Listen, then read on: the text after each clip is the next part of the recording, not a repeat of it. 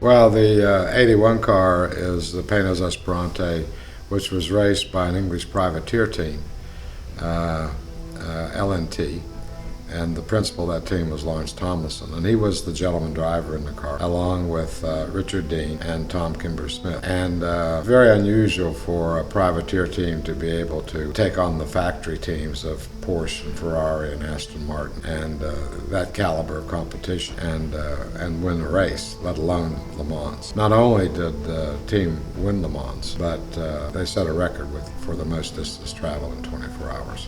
It's built like a tank, but very lightweight. People try to rub it during 24 hours off the track, but they usually ended up getting in more trouble themselves. They ran a very disciplined race with this car. They didn't get into trouble at the start of the race when there's 50-some cars out there racing. Didn't fall more than a couple of laps behind the leaders, but gave enough time for erratic guys, very testosterone-driven drivers to either gain speed or knock themselves out of the race. And then as it started to get evening, they just, with that V8 in the Esperante and the air cooling down, they just started to make up laps. And the interesting thing is that the difference in lap times between the gentleman driver, Lawrence, and Tom Kimber-Smith was about 9-10 seconds a lap. So even kind of with that little bit of a handicap against the factory teams who would have all had drivers within a second of each other. The real thing about it was the discipline. They took care. It's a 24-hour race. They didn't get into trouble. They kept within striking distance, and then as the night wore on, the car just performed beautiful and went on to win the race.